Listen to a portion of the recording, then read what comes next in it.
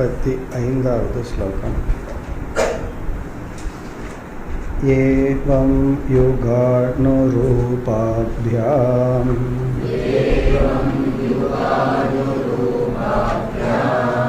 பகவான் யுகவர்த்திபிஹி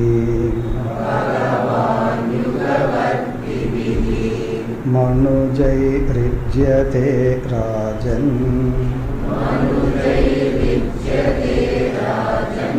ஸ்ரேயசாமீஸ்வரோ ஹரிஹி.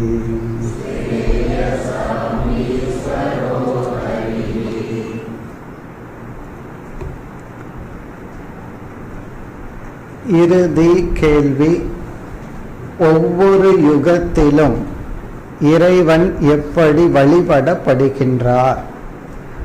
அந்த இறைவனை வழிபடுகின்ற விதிமுறைகள் என்ன?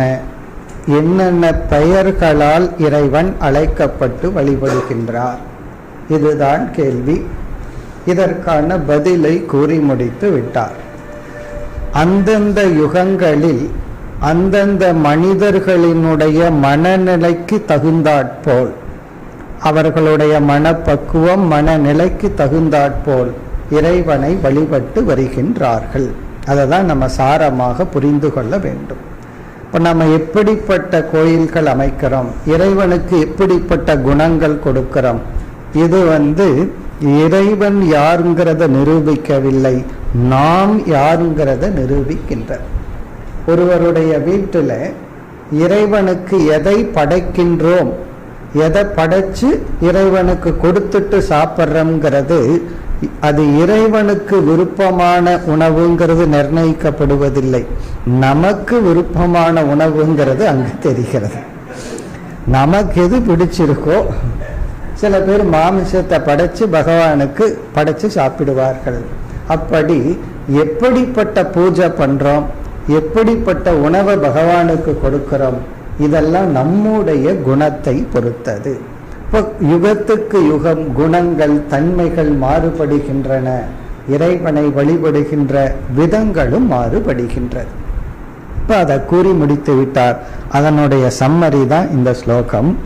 யுகவர்த்தி பிகி, அந்தந்த யுகத்தில் வாழ்கின்ற மனுஜைகி மனிதர்களால், யுகானுரூப்யா அனுரூபாபியா அந்தந்த யுகங்களுக்கு ஏற்றபடி, ஸ்ரேயசாம் நன்மையின் பொருட்டு அவரவர்களுடைய ஸ்ரேயசுக்காக, ஈஸ்வரக ஹரிஹி யுஜ்யதே இறைவனான ஹரி வணங்கப்படுகின்றார். இத்துடன் உண்மையில் கேட்ட கேள்விக்கான பதில் முடிவடைந்து விட்டது. இருப்பினும் இங்கு கரபாஜனக என்ற யோகியானவர் கலியுகத்தினுடைய பெருமையை கூற ஆரம்பிக்கின்றார். இனி அடுத்த சில ஸ்லோகங்களில் 4 யுகங்களில் கலியுகம் மேன்மையானது என்ற கருத்து கூறப்படுகின்றது. பொதுவாக இதற்கு தலைகீழா நம்ம நினைச்சிட்டு இருப்போம், கலியுகம்தான் மோசம்னு சொல்லி. இருந்தாலும் கலியுகம் உயர்ந்தது என்று கூறப்படுகின்றது. அடுத்த ஸ்லோகம். கலிம் சபாச்சயந்த்யார்யாஹ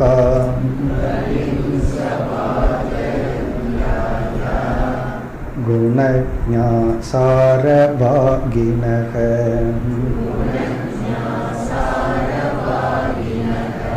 யத்ர சங்கீர்த்தனேனைவ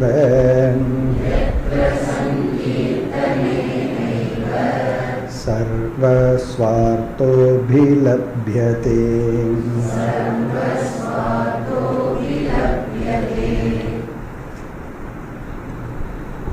ஆர்யாகா, ஆர்யாகா என்றால் தமிழ்ல அதுக்கு அழகான ஒரு சொல் இருக்கின்றது, சான்றோர்கள், மேன்மக்கள். ஆர்யாகா மேன்மக்கள். கலிம் சபாஜயந்தி கலியுகத்தை உயர்ந்து கூறுகின்றார்கள். சபாஜயந்தின போற்றுகிறார்கள். கலியுகத்துல ரொம்ப அட்வான்டேஜ் இருக்கு, கலியுகம் சிறந்தது. அதாவது மோட்சத்தை நாடி செல்ல சிறந்தது, கலியுகம் நல்லதுதான் என்று கலியுகத்தை புகழ்கிறார்கள். பிறகு நம்ம அனுபவத்துல கலியுகத்துல எத்தனையோ அதர்மங்கள் தவறுகள் எல்லாம் இருக்கு. அது எந்த யுகம்னு கேட்கக்கூடாது, இப்ப நம்ம வாழ்ந்து கொண்டு இருக்கின்ற யுகங்கள் தான். ரொம்ப பேர்த்துக்கு நல்லது தெரியாது, கெட்டதே தான் கண்ணுக்கு பட்டுட்டு இருக்கும். எல்லா துறையிலும், மெடிசன்ல போங்க, அரசியலுக்கு போங்க, எந்த துறைக்கு போனாலும் அங்க நல்லது இருக்கு கெட்டது இருக்கு. அந்த கெட்டது மட்டும் பார்த்துட்டு ரொம்ப மோசம் மோசம்னே நினைச்சிட்டு இருப்பாங்க. ஆனா கலியுகத்தை புகழ்கின்றவர்கள் யார்? குணஞாகா சாரபாகினக. சாரபாகினகனா நன்மையை பார்ப்பவர்கள், எல்லாத்திலையும் ஒரு நன்மையை எடுத்து கொள்பவர்கள். சாரபாகினகன்னு சொன்னா கெட்டதுக்குள்ளேயே ஒரு நல்லதை பார்ப்பவர்கள். குணஞாகனா குணத்தை அறிந்தவர்கள். குணஞாக குணத்தை உணர்ந்தவர்கள், நல்லதை மட்டும் பார்க்க தெரிந்தவர்கள். கலியுகத்தினுடைய பெருமையை கூறுகின்றார்கள். சும்மா யாரோ கலியுகத்தினுடைய பெருமையை சொல்லவில்லை, அலைசி ஆராய்ந்து நல்லது கெட்டதுக்குள்ள நல்லதை மட்டும் எடுக்க தெரிந்த சான்றோர்கள் கலியுகத்தின் மேன்மையை கூறுகின்றார்கள். இப்ப இங்கு லாஜிக்கெல்லாம் கொடுக்கப்படவில்லை. ஏன் கலியுகம் உயர்ந்தது அப்படின்னு சொல்லவில்லை. ஆனா கலியுகம் சிறந்தது. காரணம் என்ன அப்படின்னு பெருசா சொல்லல. இங்கு சொல்லப்படுகின்ற ஒரு சாதாரண காரணம், இந்த கலியுகத்துல இறைவனுடைய நாமத்தை சொல்லியே நம்மை தூய்மைப்படுத்தி கொள்ள முடியும். மற்ற யுகங்கள்ல எவ்வளவு பெரிய தவம் செய்யணுமோ இந்த யுகத்தில் அவ்வளவு தூரம் செய்ய வேண்டாம். பகவானுடைய நாமத்தின் மூலமாகவே நம்மை தூய்மைப்படுத்தி கொள்ள முடியும். இப்ப இது போன்ற வார்த்தைகளை நம்ம வேதாந்த சாஸ்திரத்துல அர்த்தவாதம் என்று சொல்கின்றோம்.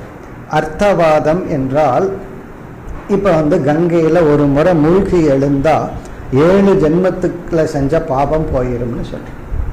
அல்லது ஒரு தானம் பண்ணா 7 ஜென்மத்துக்கு புண்ணியம் கிடைக்கும் அப்படின்னு எல்லாம் சொல்றோம். இந்த வார்த்தைகள் எல்லாம் அப்படியே உண்மை அல்ல. இது தானத்தை என்கரேஜ் பண்றதுக்கு வேதம் சொல்ற வார்த்தைகள். அதே போல தீர்த்தங்கள்ல சென்று நம்மை தூய்மைப்படுத்தி கொள்ளணுங்கிறத என்கரேஜ் பண்றதுக்காக சொல்வது. அதே போல வெறும் நாம ஜபத்தினாலேயே மோட்சத்தை அடையலான்னா அங்க நாம ஜபத்துல சிந்தனைக்கு வழி கிடையாது. மனதுதான் அமைதி அடைகிறது, அடக்கப்படுகிறது. விஞ்ஞானமய கோஷம் அப்படியே இருக்கும். அங்க புத்தியில சில தோஷங்கள் இருந்தால் அது அறிவுபூர்வமாகத்தான் நீங்கும். அதை நம்ம புரிஞ்சுக்கணும்.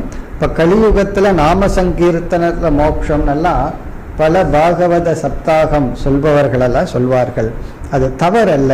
அதை எப்படி புரிஞ்சுக்கணும்னா, நம்ம என்கரேஜ் பண்றதுக்காக சொல்வது. அதனால மனம் தூய்மை அடையும். அதுதான் சொல்லப்படுகிறது. எத்திர சங்கீர்த்தனேன ஏவ சர்வ ஸ்வார்த்தக அபிலப்யதே. எத்திர எந்த கலியுகத்தில் சங்கீர்த்தனேன ஏவ இறைவனுடைய நாமத்தை சங்கீர்த்தனம் செய்வதனாலேயே, அதாவது இறைவனுடைய நாமத்தை சொல்வதினாலேயே சர்வக ஸ்வார்த்தக அபிலப்யதே எல்லா நலன்களையும் நாம் அடைய வேண்டிய இலக்குகளையும் அடைய முடியும். இதனுடைய பொருள், கலியுகத்துல டிஸ்ட்ராக்ஷன் ரொம்ப அதிகம். இங்க டிஸ்ட்ராக்ஷன் ரொம்ப குறைவு மற்ற யுகங்களில். அந்த டிஸ்ட்ராக்ஷனுக்குள்ளேயும் அந்த மனதை சிதறடிக்க கூடிய சூழ்நிலைகளிலும் மனதை நம்ம ஒருமுகப்படுத்தணும் அப்படின்னா அது உயர்ந்தது. அதுக்கெல்லாம் அந்த காலத்துல எத்தனையோ கதைகள் எல்லாம் இருக்கும். அதாவது ஒரு வியாபாரியோ அல்லது விவசாயியோ காலையில் ஒரு முறை சாயந்தரம் ஒரு முறை இறைவனை நினைக்கிறான். நாரதருக்கு அவனை விட நாரதர் தன்னை கீழானவன் அப்படின்னு ஒரு கதையெல்லாம் சொல்லி ஒரு எண்ணெய் கிண்ணத்தை கொடுத்து அதை மாளிகைக்குள்ள சுத்திவான்னு சொல்கிறார்.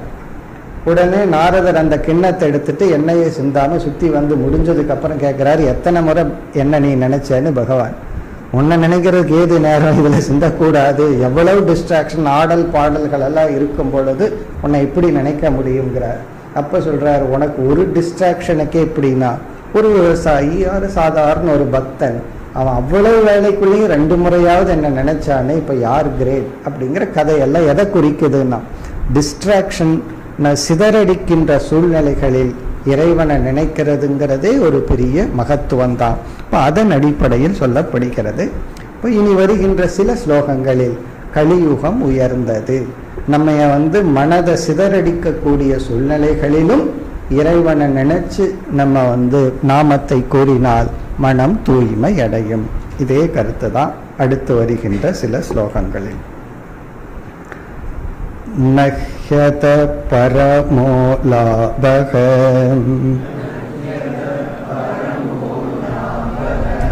தேகிநாம் பிராம்யதாமிக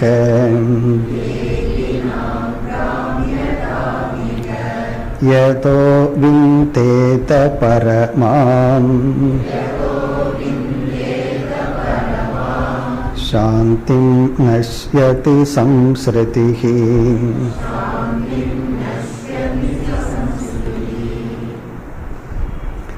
நஹி அத பரமக லாபக, அதக பரமக லாபக. இந்த சங்கீர்த்தனத்தை காட்டிலும் வேறு ஒன்று லாபத்திற்கு கிடையாது. பிராமியதாம் தேகினாம் இக, குழம்பிக் கொண்டு உழன்று கொண்டிருக்கின்ற ஜீவர்களுக்கு அதகன இந்த சங்கீர்த்தனத்தை காட்டிலும் பரமக லாபக, வேறு லாபம் ஒன்றும் இல்லை. யதக பரமாம் சாந்திம் விந்தேத, இந்த இறைவனுடைய நாமத்தை சொல்ல சொல்ல மேலான மன அமைதியை ஒருவன் அடைகின்றான். இங்க கவனமா பரமாம் சாந்திங்கிறத விந்தேதங்கிறதோட கனெக்ட் பண்ணணும். மேலான அமைதியை அடைகின்றான். நஷ்யதி சம்ஸ்ருதிகி, சம்ஸ்ருதிகின துயரம், சஞ்சலம், நஷ்யதி அழிகின்றது. அதை படிக்கும்போது சாந்தின் நஷ்யதின்னு படிச்சிடக்கூடாது, சாந்தி போயிடும்னு பார்க்கக்கூடாது. சாந்தியை அடைகின்றான், சம்சாரத்தை அழிக்கின்றான். இது சங்கீர்த்தனேன, இறைவனுடைய நாமத்தை சொல்வதனால். அப்போ கலியுகத்துல நம்ம ஏற்கனவே பார்த்தோம், கடினமான பெரும் தவம் எல்லாம் செய்ய வேண்டிய அவசியம் இல்லை, செய்யவும் இயலாது.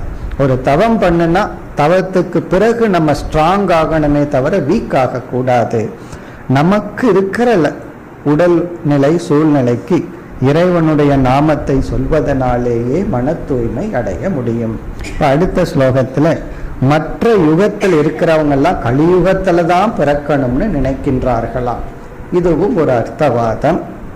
கலியுக மேன்மையை கூறுகின்ற ஸ்லோகம். கிருதாதிஷு பிரஜா ராஜன்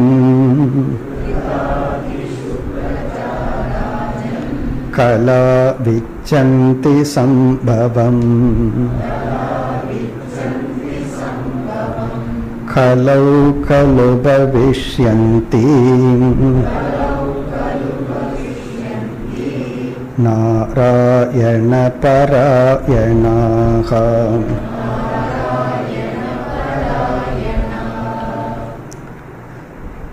கிருதாதிஷு, கிருதம் கிருதயுகம் போன்ற யுகத்தில் இருக்கின்ற பிரஜாகா ஜீவர்களெல்லாம், ஹே ராஜன், கலௌ சம்பவம் இச்சந்தி, கலியுகத்தில் பிறக்க ஆசைப்படுகின்றார்கள்.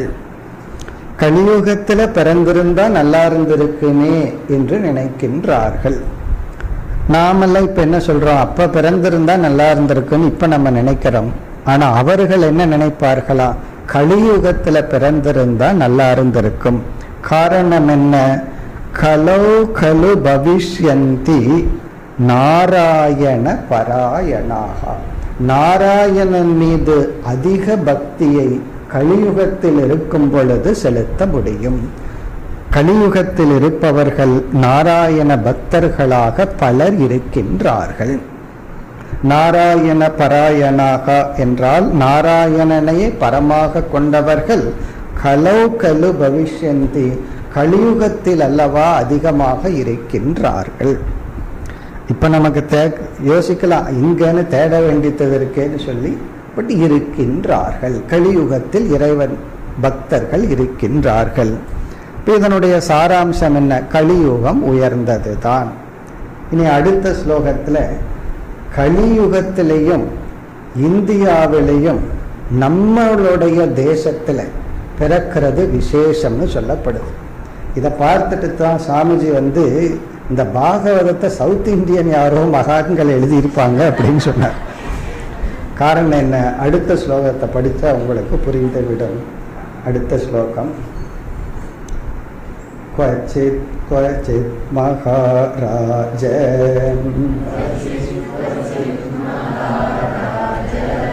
திரவிடேஷு ச பூரிஷக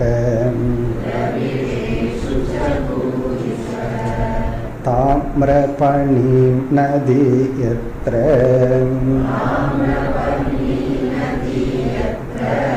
கிருதமாலா பயஸ்வினி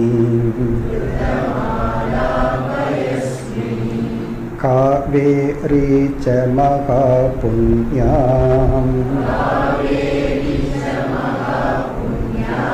பிரதீச்சி ச மகாநதி.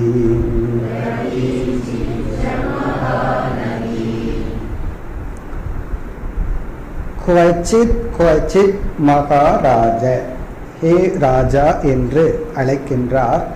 க்வசித் க்வசித் என்றால் ஆங்காங்கே. இந்த மழை பெய்யறதுக்கு சொல்லுவாங்க தெரியுமா, ஆங்காங்கு மழை பெய்யும்னு சொல்லி. அதுபோல அங்கங்க அந்தந்த இடங்களில் திரவிடேஷு, திரவிட தேசம் என்றால் சவுத் இந்தியா, தமிழ்நாடு, கேரளா, ஆந்திரா, கர்நாடகா, இதெல்லாம் திரவிட தேசம். திரவிடேஷு, இந்த குறிப்பா இங்க சவுத் இந்தியாவில், குறிப்பா தமிழ்நாடு, இந்த மாதிரி இடங்கள்ல பூரிஷக மீண்டும் மீண்டும் பக்தர்களும் மகான்களும் பிறக்கின்றார்கள். பிறந்து நாராயண பக்தர்களாக இருக்கின்றார்கள். பிறகு இந்த சவுத் இந்தியாவினுடைய, குறிப்பா நம்ம தமிழகத்தினுடைய சவுத்தினுடைய மகிமை என்ன? இப்படிப்பட்ட புண்ணிய நதிகள் எல்லாம் இங்க இருக்கிறதுனால இவர்கள் பிறந்து அந்த நதியில் தன்னை தூய்மைப்படுத்தி கொண்டு உலகத்தில் பெரும் நாராயண பராயணர்களாக வாழ்கின்றார்கள். சில நதிகளினுடைய பெயர்கள் வருகின்றது. இதெல்லாம் நமக்கு தெரிந்தது 1, 2. மற்றதெல்லாம் அந்த நதி அந்த காலத்துல இருந்திருக்கு, இப்ப நமக்கு இல்லை. அதுல நமக்கு தெரிந்த ஒரு நதி தாமிரபணி. தாமிரபணி, அதைத்தான் தாமிரபரணி அப்படின்னு சொல்றோம். தாமிரபரணி பொதிகையில இருக்கின்றது. அந்த திருநெல்வேலி சைடெல்லாம் நமக்கு இருக்கிற நதி தாமிரபரணி. அதாவது தாமிரபணி நதி எத்திர, எந்த இடத்துல தாமிரபணிங்கிற நதி இருக்கின்றதோ, ஏன்னா அந்த பொதிகை மலையில போய் பார்த்தோம் அப்படின்னா பல சித்தர்கள் மகான்கள் வாழ்ந்த சரித்திரங்கள் எல்லாம் இருக்கின்றது. அடுத்த நதியினுடைய பெயர் கிருதமாலா. அப்படி ஒரு நதியினுடைய பெயர் அப்ப இருந்தது, இப்ப நம்ம இடத்துல அது தெரியவில்லை. அடுத்தது பயஸ்வினி. பயஸ்வினி அதனுடைய டிரான்ஸ்லேஷன் தான் இப்ப பாலாறு அப்படின்னு சொல்றோம். பயஸ்வினி, பயகன பால், பயஸ்வினி. அங்கங்க பாலாறுன்னு இருக்கு, அதெல்லாம் இப்ப மண்ணாறா இருக்கு. அந்த மண்ணையும் லாரி லாரியா எடுத்துட்டு போயிட்டு இருக்காங்க. அப்படி ஒரு காலத்துல பாலாறு அப்படின்னு ஆத்துக்கெல்லாம் பேர் வச்சாங்க. அதாவது வேற லோகத்தில் இருக்கிறது பார்க்கடல், நம்ம தமிழகத்திலேயே பல ஆறுகளுக்கு பாலாறுன்னு பெயர். அடுத்தது மகா புண்ணியா காவேரி. காவேரி நமக்கு தெரிஞ்சது. மகா புண்ணியான்னா பெரிய புண்ணியத்துடன் கூடிய காவேரி என்ற நதி. பிரதீச்சி, பிரதீச்சினா மேற்கு நோக்கி ஓடுகின்ற பல நதிகள். மகாநதி, பெரிய நதிகள். இப்படிப்பட்ட நதிகள் எல்லாம் நம்ம திராவிட தேசத்தில் இருக்கின்றது. இங்கு ஆங்காங்கு சில மகான்கள் எல்லாம் பிறந்து நாராயண பக்தர்களாக இருந்து பலரை வழிநடத்தி கொண்டிருக்கின்றார்கள். இதே கருத்து தான் அடுத்த ஸ்லோகத்தில் 40வது ஸ்லோகம். ஏ பிபந்தி ஜலம் தாசாம் மனுஜா மனுஜேஸ்வரம் பிராயோ பக்தா பகவதி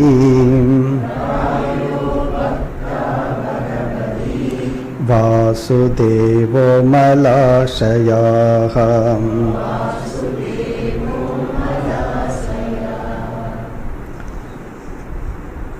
இந்த திராவிட தேசத்தில் பிறந்துள்ள மகான்கள் இந்த நதியில் தன் நீராடி நதியை பருகி தன்னை தூய்மைப்படுத்தி கொண்டு நல்ல மனதுடன் வாழ்ந்து கொண்டு இருக்கின்றார்கள்.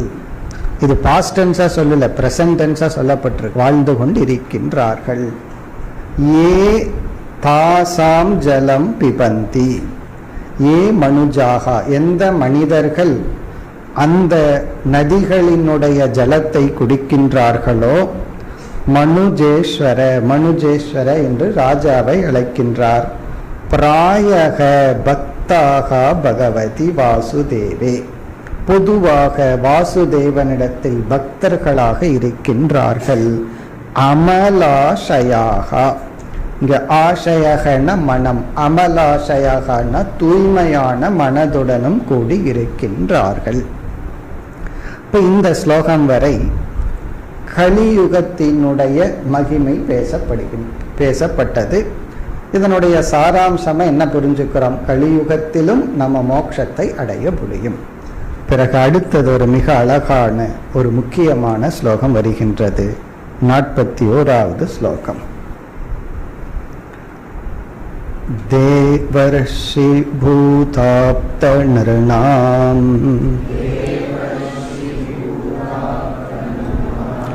பித்ருநாம் ந கிங்கரக நாயம் ரிணீச்ச ராஜன் சர்வாத்மனாய சரணம் சரண்யம் கதோ முகுந்தம் பரிஹ்ருத்ய கர்த்தம்.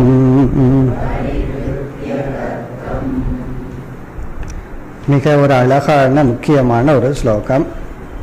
இப்போ இந்த ஸ்லோகத்தில் இந்த யுகம் இதையெல்லாம் விட்டுவிட்டு இறைவனிடத்தில் நாம் பாகவத தர்மத்தை பின்பற்றி இறைவனை அடைதல் என்பது எப்படிப்பட்ட பலன், இந்த மோட்ச பலனை விளக்குகின்றார். சாதனையையும் கூறி இதுதான் நாம் அடைகின்ற பலன் என்று சொல்றார். இந்த சாதனை என்ன, அதை 2வது வரியில சொல்லி முதல் வரியில் பலன் சொல்லப்படுகிறது. இந்த சாதனையை நம்ம முதல்ல பார்ப்போம். கடைசி பகுதி முகுந்தம் பரிகிருத்திய கர்த்தம். கர்த்தம் என்றால் கடைசி சொல், வேற்றுமை, பேதம். பரிகிருத்திய என்றால் நீக்கி, முகுந்தம் என்றால் இறைவனுக்கும் நமக்கும் உள்ள பேதத்தை நீக்கி, இறைவன் வேறு நான் வேறுங்கிற அந்த அகங்காரத்தை எல்லாம் விட்டு விட்டு அது கடைசியில சர்வாத்மனா யக சரண்யம் கதக, முழுமையாக யார் இறைவனிடத்தில் சரணடைகின்றார்களோ, சர்வாத்மனா என்றால் முழுமையாக, சரண்யம் சரணம் கதக சரணடைய வேண்டிய இறைவனிடத்தில் சரணடைந்துள்ளார்களோ. சர்வதர்மான் பரித்யஜன்னு கீதையில சொன்னபடி சர்வாத்மனா முழுமையாக பேதத்தை நீக்கி சரணடைய வேண்டிய இறைவனுடைய பொற்பாதத்தில் யார் சரணடைந்துள்ளார்களோ. இதுதான் சாதனை. அப்படின்னா என்ன அர்த்தம்? கர்மயோகம், பக்தி, உபாசனை போன்ற சாதனைகளினால் நம்மை தூய்மைப்படுத்தி இருமையை நீக்குகின்ற அறிவை அடைந்து அத்வைத பாவத்துடன் யார் இறைவனை சரணடைகின்றார்களோ என்று இந்த சாதனைகளை சுருக்கமா 2வது வரியில கூறி முதல் வரியில மோக்ஷங்கிற பலனை மிக அழகாக குறிப்பிடுகின்றார். இந்த சம்சாரம் அப்படிங்கிறது நம்ம பல முறை பார்த்திருக்கிறோம். மனதில் உள்ள ஒரு விதமான நிறைவின்மை, ஒரு அபூர்வத்துவம், அதாவது அபூர்ணம், நான் நிறையாதவன் அப்படிங்கிற ஒரு குறை. அந்த குறை விதவிதமா வெளிப்படும். மோட்சத்தையும் சாஸ்திர விதவிதமா சொல்லும். பயம், பொறாமை, கோபம், இப்படி விதவிதமா வெளிப்படும். அதுக்கு உள்ள இருக்கிறது ஒரே ஒரு நிறைவின்மை. மனசு நிறைஞ்சிருந்தா நம்மளுடைய பிஹேவியர் சாம்சாரிக்க பிஹேவியரா இருக்காது. மனசு ஏதோ ஒரு குறை இருந்தா ஏதோ ஒரு விதத்துல நம்முடைய பிஹேவியர் நம்மையும் மற்றவங்களையும் துயரப்படுத்துற விதத்துல இருக்கும். அதே போல ஒரு சம்சாரமான ஒரு உணர்வு கடன்பட்டவன் அப்படிங்கிற உணர்வு. நான் ஒரு கடனாளி, கடன்பட்டவன்கிற உணர்வு ஒரு சாதகனுக்கு வருகின்ற இறுதி அப்டக்கிள். சாதகனுக்கு வருகின்றன்னு சொல்லுவோம். சில பேர் 10,000 ரூபாயோ 10 லட்சமோ கடன் வாங்கியிருப்பான். சந்தோஷமா வாங்கினவன் தூங்கிட்டு இருப்பான், கொடுத்தவன் தான் தூங்காம இருப்பான். உண்மையிலேயே யார் தூங்கக்கூடாது? உண்மையிலேயே வாங்கினவன் தூங்கக்கூடாது. ஐயோ இவ்வளவு கடன் இருக்கே, நான் அடைக்கணுமே அப்படின்னு சொல்லி கடன் வாங்கினவன் சந்தோஷமா இருக்கக்கூடாது. கடன் கொடுத்தவன் சந்தோஷமா இருக்கணும். காரணம் என்ன? அவ்வளவு பணம் எங்கிட்ட இருக்கு. இப்ப பேங்க்ல பணத்தை போட்டுட்டு நாம சந்தோஷமா இருக்கிறோமா இல்ல பேங்க்ல இருக்கிறவங்க சந்தோஷமா இருக்காங்களா? நம்ம தான் சந்தோஷமா இருக்கிறோம். ஏன்னா அது என்னுடைய பணம். சப்போஸ் பேங்க்ல இருக்கிறவன் சந்தோஷமா இருக்க ஆரம்பிச்சிட்டான்னு வச்சுக்கோங்க, அந்த பேங்க்ங்கிறது பிரைவேட் பேங்க் சொல்றேன். இந்த சிலவதையெல்லாம் போடுவோம் இல்லையா, இவ்வளவு வந்தாச்சுன்னு அவன் சந்தோஷப்பட்டான்னா அந்த பணம் நமக்கு வராது. சிட் ஃபண்டுன்னு அர்த்தம். சிட் ஃபண்ட் இருக்கிறவங்க பணம் இவ்வளவு வந்தாச்சுன்னு சந்தோஷப்படுவான். இப்ப இதுல இருந்து என்ன தெரியுதுன்னா, பணத்தை நம்ம கொடுத்திருந்தா அது என்னுடைய பணம், எனக்கு வரும், என்னுடைய அக்கௌண்ட்ல இருக்குன்னு சந்தோஷப்படுவோம். வாங்கணும் என்ன பண்ணணும்? இது நான் கடனாளி அப்படின்னு அவன் துயரப்படாம இருந்தா அவன் தமோ குணத்துக்கு கீழே ஏதாவது குணம் இருந்தா அங்க இருக்கான்னு அர்த்தம். நம்ம அவனை பற்றி பேசல. ஒரு சென்சிட்டிவ் மைண்ட், மனது பக்குவம் அடைய அடைய, தூய்மை அடைய அடைய, யாருகிட்டையாவது ஒரு உதவியை வாங்கியிருந்தோம்னா மனசு அவங்களுக்கு திருப்பி ஏதாவது செய்யற வரைக்கும் மனசு ஆறுதல் அடையா. சரி, அவங்ககிட்ட வாங்கிட்டோம்னு சொல்லி. ஆனா ஒரு கொஞ்சம் கூட சென்சிட்டிவ் இல்லாத கீழ்த்தரமானவர்கள் தான் அந்த குணம். வாங்கிட்டு சந்தோஷப்பட்டுட்டு அதை கண்டுக்காம இருக்கிறது. நம்ம அந்த லெவல்ல மிருகத்தனமான மனசை உடையவங்களை பத்தி பேசல, சாதகர்களை பற்றி பேசுறோம். இப்ப சாதகர்கள்ங்கிறது யார்? சென்சிட்டிவ் பீப்புள்ங்கிறது யார்? ஒரு உதவியை நம்ம ரெகக்னைஸ் பண்ணணும். எனக்கு அவங்க இவ்வளவு உதவி பண்ணியிருக்கான், நான் இன்னைக்கு இப்படி இருக்கிறதுக்கு இவங்கெல்லாம் காரணம். அப்ப நம்மளுடைய நிலையை நினைச்சு பார்க்கும் பொழுது யாரெல்லாம் நமக்கு கான்ட்ரிபியூட் பண்ணியிருக்காங்களோ அவங்க மீது நமக்கு ஒரு கிராட்டிடியூடு வரணும். அப்படி வந்தாதான் நம்ம மனசு பக்குவம் அடைஞ்சிருக்கு, நம்ம வேதாந்தத்துக்கு தகுதியுடைய மனசுன்னு அர்த்தம். இப்போ பிறகு அந்த மனசு எப்ப சமாதானம் அடையும்? அவங்களுக்கு நம்ம செய்ய வேண்டியதை செஞ்சுட்டோம் அப்படின்னா சமாதானம் அடையும். அது வரைக்கும் நமக்குள்ள ஒரு தாச பாவம் இருக்கு. நமக்கு இன்னும் நம்ம கடன் பட்டிருக்கிறோம் அப்படிங்கிற ஒரு தாச பாவம் அல்லது கடனாளி. அந்த கடனாளியத்தான் சாஸ்திரம் உபனிஷத் போன்ற வேதாந்த சாஸ்திரம் ரிணி அப்படின்னு சொல்லுது. ரிணவான் அப்படின்னா கடன் பட்டவன். யாரு? நம்ம எல்லாம் கடன் பட்டிருக்கிறோமா? யாருகிட்ட இருந்தெல்லாம் கடன் பட்டிருக்கிறோம்? இங்கு ஒரு லிஸ்ட் சொல்லப்படுது. இவர்களிடமெல்லாம் கடன் பட்டு இருக்கிற நம்ம இந்த ஞானம் என்ன பண்ணுமா? அந்த கடனை எல்லாம் கழிச்சு விட்டுருமா. இவங்கிட்ட இருந்து நீ கடன் பட்டு இருந்த ஒரு காலத்துல இந்த அறிவினாலேயே நீ கடன்காரன் ஆக மாட்டாய். ரைட் ஆஃப் பண்ற மாதிரி. இப்ப யாரோ ஒருத்தர் உனக்கு இவ்வளவு கடன் இருக்கு, நான் கொடுத்து ரைட் ஆஃப் பண்றேன்னு நில் பேலன்ஸ் பண்ணிட்டு போற மாதிரி இந்த ஆத்ம ஞானம் என்ன பண்ணுமா? நம்ம நில் பேலன்ஸ் ஆக்கி. இதை சொன்னோன்னே பயந்து கூடாது. நில் பேலன்ஸ் ஆயிருன்னா கடன்ல சொல்றேன். கடன்ல நம்ம நில் பேலன்ஸ் ஆக்கிரும். நம்ம யாருக்குமே கடன் படாதவர்கள். அந்த காலத்துல பாடி வச்சாங்க, கடன் பட்டார் உள்ளம் போல் கலங்கினானே இலங்கை வேந்தன். இப்ப மாத்தி பாடி இருப்பார் கம்பராண்டா, கடன் கொடுத்தார் உள்ளம் போல் கலங்கினான்னு சொல்லி. அப்படி கடன் கொடுத்தவங்க உள்ள இப்ப கலங்கிட்டு இருக்கு. உடனே கலிகாலத்து மேல படி போட்டுருவோம், அது கலிகாலம். இருந்தாலும் கலிகாலம் கிரேட்டு தான். இப்ப இந்த ஸ்லோகத்தினுடைய முதல் வரியில இந்த ஞானம் நம்மை கடனாளி அப்படிங்கிற எண்ணத்திலிருந்து விடுவிக்கின்றது. நம்ம யாருக்குமே கடன்படவில்லை. காரணம் என்னன்னா, அந்த எந்த அகங்காரம் கடன்பட்டிருக்கோ அந்த அகங்காரத்தையே நாம் நீக்கி விட்டோம், அல்லது பகவானுடைய பாதத்துல போட்டுட்டோம். அந்த கடனெல்லாம் பகவானுக்கு போயிருது, நமக்கு இல்லை. அல்லது தாசபாவக, அது ஒரு சம்சாரம். சிவோகம் சிவோகம் அப்படின்னு சொன்னா அந்த தாசோகம்ங்கிறது போய் சிவோகம்ங்கிறது வந்துருன்னு சொல்லுவார்கள். இந்த தாச பாவம்னா நம்ம மனசுல யாராவது அன்பு கொடுப்பார்களா, யாராவது நம்மை அரவணைப்பார்களா, நமக்கு ஏதாவது கொடுப்பாங்களா, இதே தான் அந்த நீற்ற புத்தின்னு சொல்றது, கை நீற்ற புத்தி. நமக்கு ஏதாவது கொடுப்பார்களா? பணம் இருக்கிறவன் பணத்தை நீட்டுறதில்லை, பணத்துக்காக கை நீட்டுறதில்லை, அன்புக்காக கை நீட்டுறான். அப்படி யாராவது நமக்கு ஏதாவது கொடுப்பார்களான்னு ஒரு ஏழ்மை மனதில் இருக்கிற தாச புத்தி, அது போய் நான் கொடுக்கிற, எங்கிட்ட அன்பு இருக்கு, எங்கிட்ட மன்னிக்கிற குணம் இருக்கு, யாரும் எனக்கு எதுவும் கொடுக்க வேண்டாம், ஐ ஹாவ், எங்கிட்ட அறிவு இருக்கு, எங்கிட்ட அன்பு இருக்கு, நான் கொடுக்கிற, இந்த உலகம் யாரும் என்னை பார்த்துக்கணுங்கிற அவசியம் கிடையாது. வயதான காலத்துல வர்ற ப்ராப்ளம் என்னன்னா, எனக்கு யாருமே என்னை கண்டுக்கிறது இல்லை, யாருமே என்னை கவனிக்கிறது இல்லை, யாருமே என்னை போற்றுவதில்லை, யாரும் என்னை கவனிக்க வேண்டாம், யாரும் என்னை போற்ற வேண்டாம், எனக்குள் அந்த தாசபாவம் இல்லை. இப்ப முதல் வரி அழகான வரி. அதில் என்ன சொல்லப்படுதுன்னா, கடனிலிருந்து ஒருவன் விடுவிக்கப்படுகின்றான், தாச புத்தியிலிருந்து விடுவிக்கப்படுகின்றான். அவன் இவர்களுக்கெல்லாம் கடனாளி அல்ல, இவர்களுக்கெல்லாம் கட்டுப்பட்டவன் அல்ல, இவர்களுக்கு இவன் தலைவன். யார் லிஸ்ட்? வரிசையா முதல் வரியில லிஸ்ட் சொல்லப்படுது.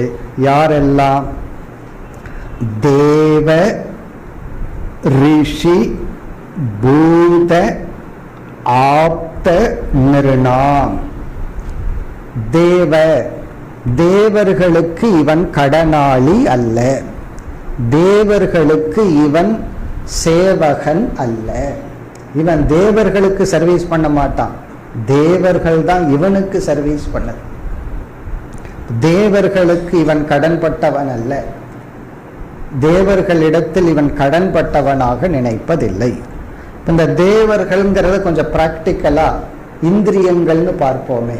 இப்போ இந்திரியங்களுக்கு அப்படின்னு பார்த்தோம் அப்படின்னு சொன்னா, முன்ன நாக்கு நல்லா இருக்கணும், மூக்கு நல்லா இருக்கணும், கண்ணு நல்லா இருக்கணும், காது நல்லா கேட்கணும். அப்பதானே அந்த இயர்போனை வச்சு வச்சு ஏதோ பாட்டு கேட்டு காதை கெடுக்கலாம். இதெல்லாம் நல்லா இருக்கணும். காரணம் என்ன? அதெல்லாம் என்ன ஃபீடு பண்ணிட்டு இருக்கு, அதெல்லாம் இருந்தா தான் நான் சந்தோஷமா இருப்பேன். எங்கேயோ லைன்ல நிக்கிறதுக்கோ அல்லது டிராவல் பண்ணும்போதோ 1 மணி நேரம் என்னால சும்மா இருக்க முடியாது. ட்ரெயின்லயோ அல்லது ஏதாவது பஸ்லயோ போகும்போது அந்த இயர்போனை போட்டு டண்டா டடான்னு பாட்டு கேட்கணும். அது ட்ரம்ஸ் அடிக்க, அந்த காலத்து பாட்டாவது கொஞ்சம் மெதுவாக ஓடும். இப்ப ஒரே சத்தமான பாட்டை கேட்கணும். அதனுடைய அர்த்தம் என்னன்னா, அந்த காதுங்கிற தேவன், அவனை நான் சார்ந்து இருக்கிறேன், அவனை டிபெண்ட் பண்ணி இருக்கேன், அவன் எனக்கு சந்தோஷத்தை கொடுத்து ஆகணும். அப்போ தேவனுக்கு நான் சர்வெண்டா இருக்கிறேன், பிறகு அவனுக்கு நான் கடன்பட்டு இருக்கேன், அவன் இவ்வளவு சந்தோஷத்தை கொடுத்துட்டு இருக்கிறான். இப்ப என்னன்னா, காது கண்கள் இவைகளை நான் பிளஸ் பண்றேன். உள்ள எனக்கு சந்தோஷத்துக்கு அவைகள் தேவையில்லை, என்னுடைய சந்தோஷத்தினுடைய வெளிப்பாட்டில் நான் பேசுறேன், சந்தோஷத்தினுடைய வெளிப்பாட்டில் பார்க்கிறேன், சந்தோஷத்தினுடைய வெளிப்பாட்டில் தான் 4 பேர் சொல்றத கேட்கிறேன். அவங்க ஒன்று சொல்லி நான் சந்தோஷம் அடைய வேண்டியதில்லை. அப்போ நம்ம ஒருத்தர் பேசிட்டு இருக்காரு, நம்ம காது கொடுத்து கேட்கிறோம்னா, நம்ம கேட்கறதுனால அவர் சந்தோஷப்படுறதுனால தான் நான் கேட்கிறேன், என்னுடைய சந்தோஷத்துக்கு கேட்கவில்லை. எப்படி பிளேட் மாறி இருக்கு.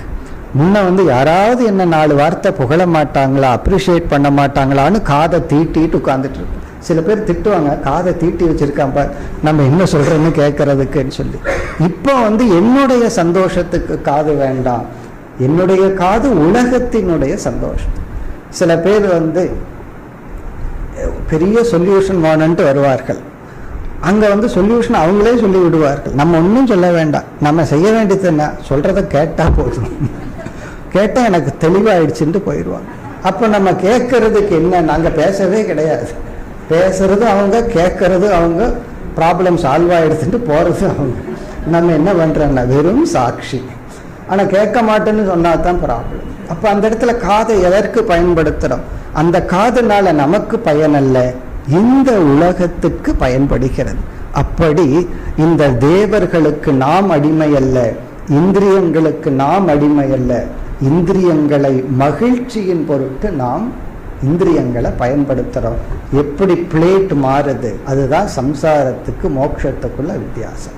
அதுதான் இங்கு சொல்லப்படுகிறது. தேவர்கள், அடுத்தது ரிஷிகள். ரிஷிகள் எத்தனையோ நூல்களை எல்லாம் எழுதினார்கள். தர்மசாஸ்திரம், மோட்ச சாஸ்திரம், அந்த நூல்களெல்லாம் நம்ம படிச்சு ரிஷிகளுக்கு கடன் பட்டுள்ளோம். இந்த அறிவோட நம்ம வாழ்றமே, அப்படி வாழ்ந்தாவே ரிஷிகளுக்கு கடனை அடைத்து விட்டோம். நம்ம போய் 4 பேர்த்துக்கிட்ட அதை சொல்லி இருக்கணுங்கிற அவசியம் கிடையாது. சாஸ்திரத்துல ரிஷிகள் என்ன சொன்னாங்களோ அதை புரிஞ்சிட்டாவே அந்த ரிஷிகள் மகிழ்ந்து விடுவார்கள். எனக்குள்ள என்ன ஞானம் இருந்துச்சோ அதை உனக்குள்ளேயும் வந்தாச்சு, அதுதானே லட்சியம். அதை சொல்றவங்க சொல்லலாம், சொல்லாதவங்க சொல்லாம இருக்கலாம். அப்படி தேவ ரிஷி. பிறகு பூத, பூதன மற்ற உயிரினங்கள். மற்ற உயிரினங்களை நம்ம நாடி இல்லை, நம்மளுடைய இருப்பும் சாத்விகமான சிந்தனையும் மற்ற உயிரினங்களை பிளஸ் பண்ணிட்டு இருக்கு. பூத. ஆப்த. ஆப்த அப்படின்னா உறவினர்கள், நண்பர்கள், மற்ற மனிதர்கள். நிர்ணாம், மற்ற ஆப்த நிர்ணாம், மற்ற மனிதர்கள். பிறகு பித்ருநாம், பித்ருக்கள், வாழ்ந்து மறைந்த பித்ருக்கள். இவர்களுக்கெல்லாம் நம்ம சேவகனாகவும் கடனாளியா இருக்கிறோம். இந்த ஞானம் ந கிங்கரக, கிங்கரகன சர்வன்ட், ந கிங்கரக, இவர்களுக்கெல்லாம் நாம் ஒரு சேவகனாக இருக்க மாட்டோம். இவங்களுக்கெல்லாம் நம்ம சர்வன்ட் அல்ல. 5 புலன்களுக்கு நம்ம சர்வன்ட் இல்லை, அதை நாடி நம்ம இல்லை. நம்ம மகிழ்ச்சியினுடைய விளைவில் ஒவ்வொரு புலன்களும் செயல்படுகிறது. ஏதாவது 1-2 புலன்களை நாம் இழந்தால் பரவாயில்ல, காரணம் என்ன? அதை நான் நாடி நம்பி இருக்கவில்லை. பிறகு ந அயம் ரிணி. ரிணி அப்படின்னா கடனாளி. அயம் ந ரிணி ராஜன். ஹே ராஜன், அயம் ந ரிணி. இந்த சாதகன் கடனாளி இல்லை. அப்ப தேவர்களுக்கும் ரிஷிகளுக்கும் பித்ருக்களுக்கும் உறவினர்களுக்கும் மற்ற மனிதர்களுக்கும் இவன் கடனாளி இல்லை. இப்ப நம்ம கடைசி காலத்துல நான் யாருக்கும் கடன் படல, எல்லா கடனையும் நான் திருப்பி கொடுத்துட்டேன் அப்படின்னு ஒரு கடனாளி இல்லாம இருந்தா இப்படி இருக்கும். ரொம்ப நாளா கடன் பட்டுட்டு இருந்தவன் ஒரு பிளாட் வாங்கணும்னு சொல்லியோ வெஹிக்கிள் வாங்கணும் லோன் எடுத்துட்டு அந்த லாஸ்ட் பேமெண்ட் முடிஞ்ச உடனே சந்தோஷம் வரணும். ரொம்ப பேர்த்துக்கு அந்த சந்தோஷமே வர்றதில்லை. பொருள் கை கிடைச்சாவே சந்தோஷம் வந்துடுது. அப்படி இல்லை, அந்த லாஸ்ட் பேமெண்ட் முடிஞ்ச உடனே இனிமேல் கடன் இல்லை, அந்த ஒரு ரிலீஃப் இருக்கே, அந்த ரிலீஃப் வர்றதுக்கே ரொம்ப பக்குவம் வேணும். அப்படின்னா அந்த கடன் பட்டம்ங்கிறத நம்ம உணரணும். சில பேர் அந்த அளவுக்கும் கூட மேலே வரல, அப்படி மேலே உயர்ந்து அந்த கடன் பட்டதை உணர்ந்து பிறகு நான் அந்த கடனை அடைச்சிட்டோம் அப்படின்னா எவ்வளவு ஒரு சந்தோஷம் வரும், அந்த ஒரு மகிழ்ச்சி. அதே சமயத்தில் நான் யாருக்கும் கடனாளி இல்லை. அது கடனாளி மட்டுமல்ல, யாருக்கும் நான் சர்வன்ட் அல்ல, யாருக்கும் யாரையும் நாடி சார்ந்து டிபெண்டா இல்லை. அதாவது பிசிக்கலா நம்ம டிபெண்டா இருப்போம், அது வேற விஷயம். நல்ல காத்து வேணும், சாப்பாடு வேணும், உடை வேணும், அது வேற விஷயம். அது மரணம் வரும் வரை மனித இனம் பிசிக்கலா இனி ஒருத்தரோட டிபெண்ட் பண்ணித்தான் இருக்கணும். அதுல இருந்தெல்லாம் நம்ம மீள முடியாது. நம்ம இங்க சொல்றது எமோஷனல் மென்டல் டிபெண்டன்ஸ், உணர்வு பூர்வமா நம்ம டிபெண்ட் பண்ணி இருக்கிறோம். குழந்தைகள்லாம் எங்காவது ரொம்ப தூரத்துல இருந்தா அல்லது வீட்டை விட்டுட்டு போய் நம்ம தனியா இருந்தோம் அப்படின்னா உடனே ஒரு துயரம் வந்துடுது, ஒரு தாழ்வு மனப்பான்மையோ ஒரு ஏக்கமோ வந்துடுது. அப்படியெல்லாம் இல்லாத நிலைதான் மோட்சம். இப்ப நாம எங்க இருக்கிறோமோ அங்க நாம் நிறைவுடன் இருக்கின்றோம். தேவர்கள் ஆரம்பிச்சு மிருகங்கள் வரைக்கும், மனித இனம் வரைக்கும் யாருக்கும் கடனாளி இல்லை. இதுதான் ஞான பலன். இனி அடுத்த ஸ்லோகத்திலும் மேலும் ஞான பலனை இந்த யோகியானவர் மிக அழகாக விளக்குகின்றார். அடுத்து 42வது ஸ்லோகம். ஸ்வபாத மூலம் பஜதக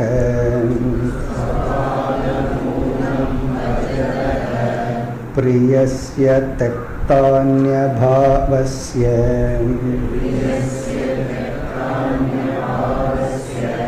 ஹரி பரேஷக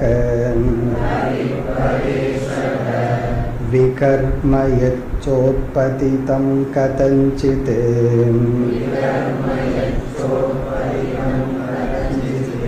துனோதி சர்வம் கிருதி சந்நிவிஷ்டக.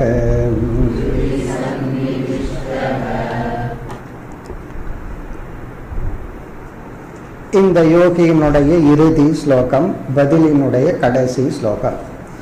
இதோடு இவர் நிறைவு செய்வார். அதற்கு பிறகு இந்த கதை நிறைவாக போகின்றது.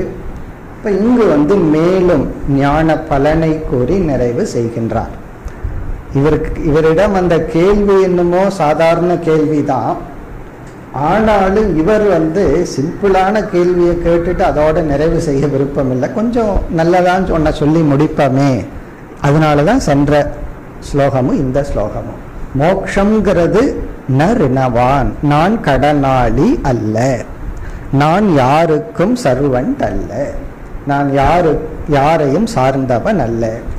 பிறகு இந்த ஸ்லோகத்துல இந்த ஞானத்தை அடைந்தவனுக்கு அனைத்து கர்ம பலன்களும் நாசத்தை அடைந்து விடுகிறது. கர்ம பல நாசம், விதேக முக்தியை அடைவான். இருக்கிற வரைக்கும் இருந்துட்டு இறந்ததற்கு பிறகு அவன் விதேக முக்தியை அடைவான். இங்க குறிப்பா ஆகாமி கர்மம் வராது. இந்த ஞானத்தை அடைஞ்சதற்கு முன்னாடியோ, ஞானத்தை அடைகிறதுக்கு முன்னோ, ஞானத்தை அடைகிறதுக்கு பின்னோ, இந்த ஜென்மத்துல என்னென்ன செயல்கள் செய்திருந்தோமோ, சில சமயங்களில் நம்மை அறியாமல் பாப செயல்கள் ஏதாவது செய்திருந்தாலும் அந்த பாபத்தையும் இந்த ஞானம் நீக்கிவிடும். அதுதான் இந்த ஸ்லோகத்தின் சாராம்சம். அதாவது இந்த பிறவியில செய்த அனைத்து கர்மமும் அழிந்து விடும். ஆகவே அடுத்த ஜென்மத்தில் இவன் பிறப்பதில்லை. முதல் வரியில் ஸ்வபாத மூலம் பஜதக பிரியஸ்ய. பிரியஸ்ய ஞானி நக, ஞானிக்கு.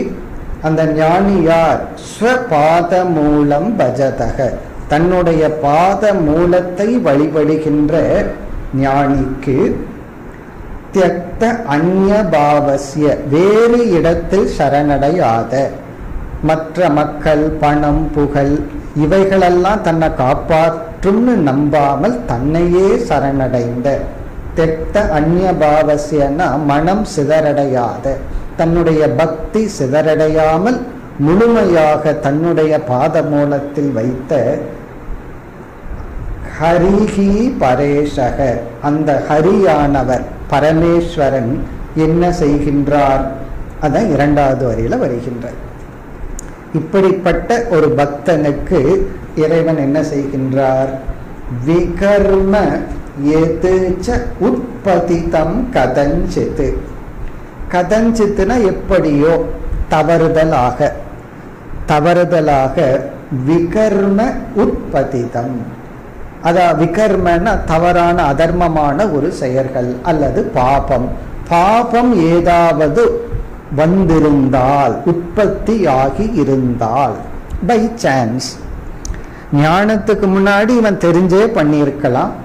ஞானத்துக்கு பிறகு தெரியாமல் அறியாமல், இவனை அறியாமல் நடந்திருந்தால், அதாவது சில சமயங்கள்ல சில பாபங்களை தவிர்க்கவே முடியாதுதான். அந்த மாதிரி யாராவது இப்போ நான் உயிரோடு இருந்தாவே நான் ஹர்ட் ஆகிறேன்னு ஒருத்தர் சொல்கிறாருன்னு வச்சுக்கோமே, நீங்கள் மூச்சுடுறதை பார்த்தாவே எனக்கு வருத்தமாக இருக்குன்னா அப்போ என்ன பண்ணுறது? அது அவங்க இது மாதிரி சில பாவங்கள். அப்படின்னா சில பேர் நம்மளுடைய ப்ரெசன்ஸ்லேயே ஒரு பெயின் அனுபவிக்கிறாங்கன்னு வச்சுக்கோமே. இது போன்ற சில கஷ்டங்கள் யாருக்காவது நம்ம கொடுத்திருந்தா சர்வம் துனோதி, அந்த இறைவனானவர் அனைத்தையும் அழித்து விடுகின்றார். பரேஷக ஹரிஹி சர்வம் துனோதி, துனோதினா அழித்து விடுகின்றார், நீக்கி விடுகின்றார். ஹிருதி சன்னி விஷ்டகசன், சரி அவர் எங்கிருந்து இந்த பாபத்தை எல்லாம் அழிக்கிறாராம்? நம்ம படங்களில் பார்த்தா, ஏதாவது டிவியில் பார்த்தா எங்கேயோ இருந்த உடனே வேல் வரும், ஏதாவது ஒரு வரும், அது பிக்சரைசேஷன். இங்கே ஹிருதி சன்னி விஷ்டக, நம்முடைய ஹிருதயத்திற்குள் இருந்து கொண்டே அந்த பாபங்களை எல்லாம் நீக்கி விடுகின்றார். உற்பத்தி தம் கதஞ்சித், வந்தால் வந்திருந்தால் அவர் அழித்து விடுகின்றார். இந்த 2 ஸ்லோகங்களும் பார்த்தோம் அப்படின்னா, இந்த 2 ஸ்லோகத்தின் சாராம்சம் பாகவத தர்மத்தை பின்பற்றி ஒருவன் ஞானத்தை அடைந்திருந்தால், அவன் ஞானியாகிவிட்டால், அந்த ஞானத்தினுடைய பலன் அவன் இப்பொழுது உயிரோடு இருக்கும் பொழுதே கடன்பட்டவனை போல் உணராமல், எல்லா கடனையும் கட்டிட்டு அப்படியே ஜாலியா இருக்கிறோம், அல்லது எந்த தேவர்களுக்கும் புலன்களுக்கும் எதற்கும் அடிமைப்பட்டவன் அல்ல. இந்த சம்சாரம்னா என்ன? பந்தம். நான் பந்தப்பட்டிருக்கிறேன். முதல்ல பந்தம் வெளியே தெரியும், அவங்க என்ன பந்தப்படுத்திட்டு இருக்காங்க. பல சமயம் நம்ம அதான குறை சொல்லிக்கிறோம், இவங்க என்ன கூப்பிடுறாங்க, இவங்களுக்கு கடமை இருக்கு, வேலை செய்யணும் அப்படின்னு மற்றவங்களால நம்ம கட்டுண்டதாக ஃபீல் பண்றோம். அதெல்லாம் ரொம்ப எலிமெண்டரி ஸ்டேஜ். அதுக்கப்புறம் பார்த்தா நம்ம புலன்களால் நம்ம கட்டுண்டு இருப்போம். நம்ம நாக்கு ஒன்றை கேட்கும், காது ஒன்றை கேட்கும், கண்ணு ஒன்றை கேட்கும். பிறகு இதெல்லாம் இல்லை அப்படின்னா மனசு ஒன்றுக்கு ஏங்கிட்டு இருக்கும். இப்படி பிறகு புத்தி இன்னும் தெரிஞ்சுக்கணும்னு ஒரு அறிப்பு இருக்கும். இப்படி நமக்குள்ள நம்ம கட்டுண்டு இருக்கின்றோம். அப்படி இல்லாமல் இருப்பதுதான் மோட்சம். இப்ப ஜீவன் முக்தனாக இருந்து கொண்டு இறந்ததற்கு பிறகு மீண்டும் நாம் பிறப்பதில்லை. எல்லா கர்மங்களும் கர்மம் செஞ்ச அந்த அகங்காரத்தை சாரும். அந்த அகங்காரம் அழிந்ததற்கு பிறகு அவர்கள் மீண்டும் பிறப்பதில்லை. இத்துடன் இந்த நவயோகி சம்வாதம் முடிவடைகிறது. 9 கேள்வியை ராஜா கேட்டார். அந்த விதேக ராஜா ஒவ்வொரு கேள்வியை கேட்க இவர் இந்த ரிஷி பதில் சொல்லிட்டு இவர் சூஸ் பண்ணல, குருவை இவர் சூஸ் பண்ணல, அவர்களே சூஸ் பண்ணி கொண்டார்கள்.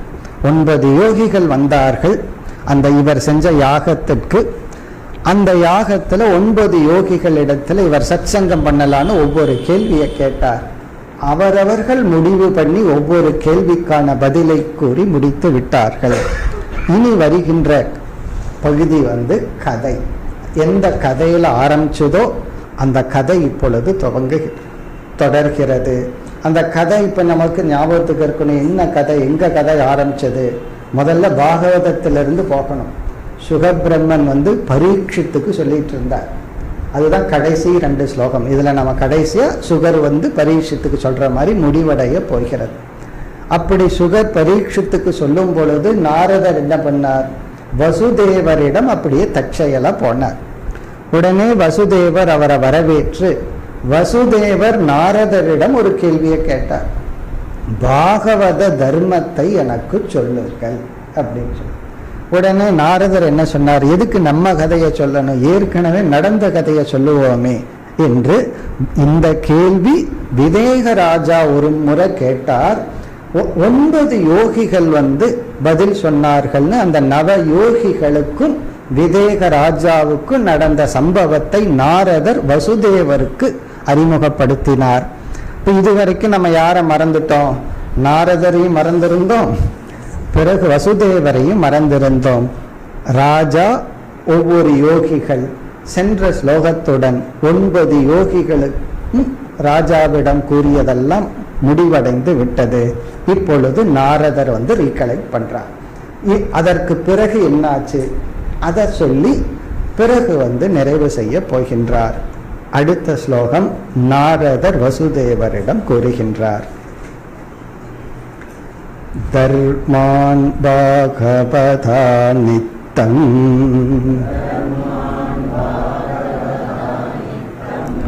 ஸ்ருத்வா தமிதிலேஸ்வரஹ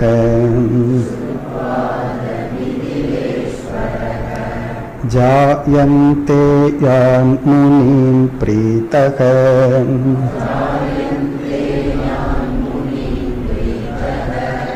சோபாத்யாயோ ஹ்யபூஜயதே.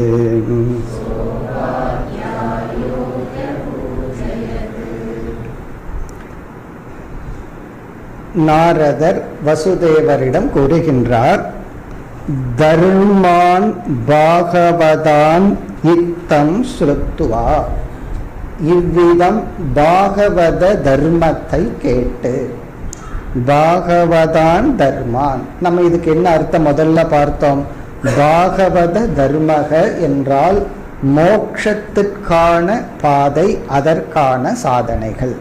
மோக்ஷங்கிற லட்சியத்திற்கான சாதனைகளை பாகவத தர்மக, பகவானை அடையும் சாதனைகள். தர்மகன இங்க சாதனை, பாகவதான இறைவனை இலக்காக கொண்ட சாதனைகளை ஸ்ருத்வா கேட்டு, இந்த 9 யோகிகளிடமிருந்து கேட்டு, அத பிறகு மிதிலேஸ்வரக, இந்த ராஜா மிதிலேஸ்வரக, இந்த ராஜாவானவர் விதேக ராஜா, ஜனக ராஜா என்ன செய்தார்? அடுத்தது என்ன செய்தார்? ஜாயந்தேயான் முனீன், இந்த ரிஷிகளுக்கு இனியொரு பெயர் ஜாயந்தேயக, ஜெயந்தி என்பவரை தாயாக கொண்ட இந்த ரிஷிகள் ஜாயந்தேயான் முனி, அந்த முனிவர்களை சோபாத்யாயகி அபூஜயத்தே, இவர் ஏற்கனவே யாகம் செய்து கொண்டிருக்கின்றார். யாகம் செய்து கொண்டிருக்கின்ற இவரிடத்தில் பெரிய ரித்விக்குகள் எல்லாம் அங்க சுத்தி இருக்காங்க. இப்போ அவர்களை வைத்து அவர்கள் மூலமாக இந்த 9 ரிஷிகளை வணங்கினார், பூஜை செய்தார், மரியாதை செய்தார். அபூஜயத் அப்படின்னு சொன்னா வழிபட்டார். அப்படின்னு என்ன அர்த்தம்? இந்த சம்பாவனையை முடிச்சிட்டு அவர்களை வழிபட்டு அவர்களை வழி அனுப்பி வைக்கின்றார். அதுதான் சொல்லப்படுகின்றது. அபூஜயத்து ச உபாத்தியாயக, அங்குள்ள ரித்விக்குகளுடன் சேர்ந்து, அங்குள்ள யாகம் செய்து வைக்க வந்தவர்களுடன் சேர்ந்து இவர் அந்த ரிஷிகளை வழிபட்டார். இனி அடுத்த ஸ்லோகத்தில் அந்த ரிஷிகள் இங்கிருந்து கிளம்பி விட்டார்கள். அடுத்த ஸ்லோகம் ததோந்தர்ததி தே சித்தாஹ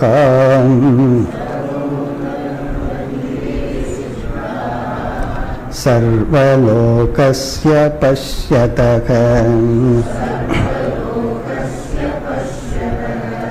ராஜா தர்மாபுதிஷ்டன்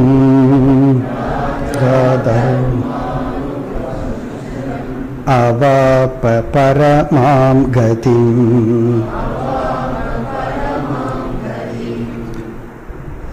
ததக பிறகு அந்தர்ததிரே சித்தாஹா சர்வலோகஸ்ய பஷ்யதக, எல்லோரும் அந்த யாகசாலையில் இருப்பவர்கள் அனைவரும் பார்த்து கொண்டிருக்கும் பொழுது அவர்கள் முன்னிலையில் சித்தாகா, சித்தாகன இந்த யோகிகள் அந்தர்ததிரே அங்கிருந்து சென்று விட்டார்கள். அதாவது அந்த யாகசாலையிலிருந்து மறைந்து விட்டார்கள். மறைந்து விட்டார்கள்னா எல்லோரும் பார்த்து கொண்டிருக்கும் பொழுதே அங்கிருந்து அவர்கள் வழியில் சென்று விட்டார்கள். இப்ப யோகிகள் எல்லாம் சென்று விட்டார்கள். பிறகு என்னாச்சா? ராஜா தர்ம அனுபாதிஷ்டன், இந்த ராஜா அவர்கள் கூறிய தர்மத்தை பின்பற்றி, தர்ம அனுபாதிஷ்டன், அனுபாதிஷ்டன்னா பின்பற்றி, தர்ம தர்ம அப்படின்னா இந்த பாகவத தர்மத்தை அவர்கள் பின்பற்றி பரமாம் கதிம் அவாப்ப. பரமாம் கதிம் என்றால் மோக்ஷத்தை அடைந்தார் இந்த விதேக ராஜா. அவாப்ப என்றால் அடைந்தார், பரமாம் கதிம் என்றார் அடையக்கூடிய கதியில் மேலான கதியை, விதேக முக்தியை, ஜீவன் முக்தியை அடைந்து விதேக முக்தியை அடைந்தார். இதிலிருந்து என்ன தெரியுதுன்னா, அந்த ரிஷிகள் உபதேசம் செய்து சென்று விட்டார்கள், ராஜா அதை பின்பற்றி மோட்சத்தை அடைந்தார்.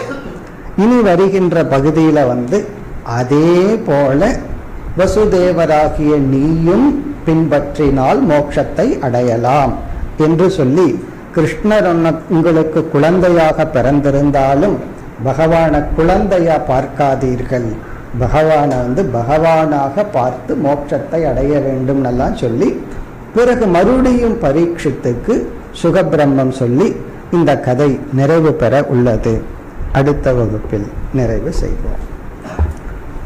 ஓம் பூர்ணமத பூர்ணமிதம் பூர்ணாத் பூர்ணமுதச்யதே பூர்ணஸ்ய பூர்ணமாதாய பூர்ணமேவாவசிஷ்யதே. ஓம் சாந்தி சாந்தி சாந்தி. ஓர் அறிவிப்பு.